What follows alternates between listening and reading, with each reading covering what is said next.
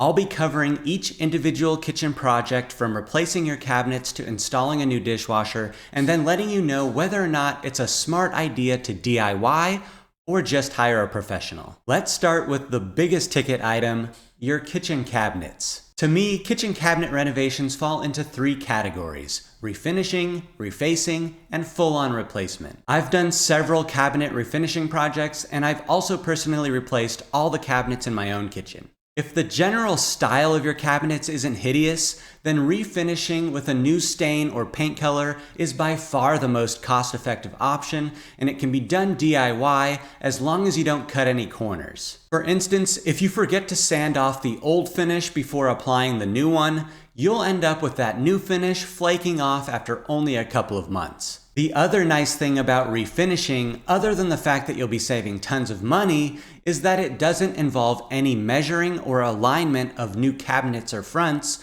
so there's a lot less room for you to screw up the final look. On the other hand, refacing your existing cabinets with new fronts or veneers has a lot more opportunity for issues due to misalignment. Because of this, refacing jobs can tend to look pretty janky if you can see signs of the old cabinets underneath, or if the new fronts don't line up properly. So if you couldn't tell, I'm not a big fan of refacing cabinets yourself. So now let's talk about a full-on replacement of your kitchen cabinets. And just to be clear, I'm not talking about building custom cabinetry from scratch, because if you want custom-built cabinetry, then you should really go with someone who does that for a living. But if we're talking about installing pre-built cabinets or assembling cabinet parts from a place like IKEA, then DIYing a replacement of your cabinets is totally feasible. You will need to be comfortable working with the right tools and have a high attention to detail, because you need to make sure that you hang your cabinets on studs and also ensure that they're perfectly level so that your countertops are able to lay flat.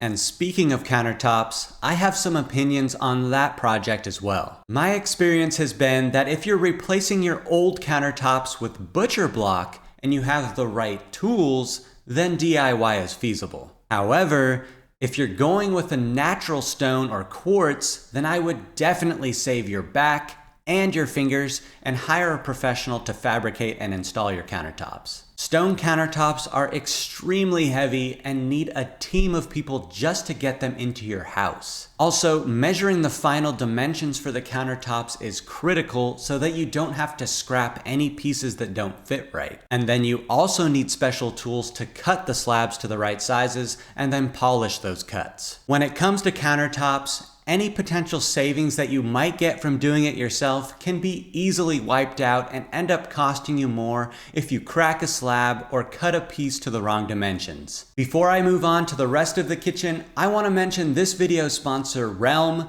who specializes in using data from your local area to guide you through any home renovation project while saving you from overpaying. Realm will help you with every step along the way, from determining which renovation projects are feasible within your local zoning and building code, to determining costs and figuring out which renovations will have the highest return on investment for your home, to negotiating with contractors to get you the best possible pricing, to even helping you figure out how to pay for your renovation project, to finally making sure that your project stays on schedule until it's completed. I've included my affiliate link for Realm down below in the description, where you'll get $150 off if you start a project with them. Now, back to the remaining projects. Another common thing to consider doing yourself is upgrading your appliances.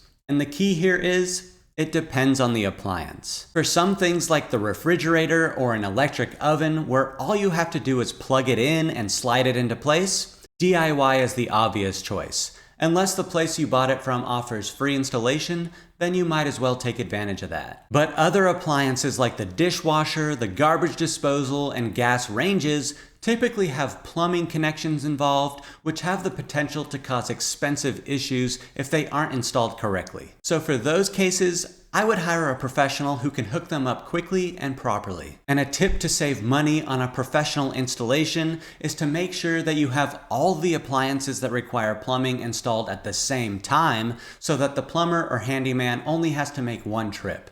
Next, let's talk about lighting updates. If it's just a matter of switching out a light fixture on an existing junction box or even adding under cabinet lighting, then it's an easy DIY project for you to complete relatively quickly. However, if it involves cutting drywall and adding wiring for new junction boxes or installing new can lights, then hire a professional. If you do decide to do any lighting updates yourself, make sure you triple check that the breaker is off for the circuit you're working on. Now let's go over plumbing and electrical updates that aren't as simple as just hooking up appliances or adding lighting. First off, if your project only involves switching out old outlets for new GFCI ones or just connecting supply lines to a new faucet, then fine, you can go the DIY route. But beyond those basic projects, the potential consequences of getting plumbing or electrical work wrong are just too great of a risk. An example of a project that I'd hire a professional plumber to do is if you want to change the location of your kitchen sink. This involves cutting into walls and adding new shutoff valves to the supply lines. And if this is done incorrectly, it can cause expensive water damage and potentially ruin your entire kitchen renovation. So I'm inclined to hire a pro here unless it's something really simple. On to backsplash installations. A DIY backsplash has the potential to save a lot of money, so it can be tempting to do it yourself.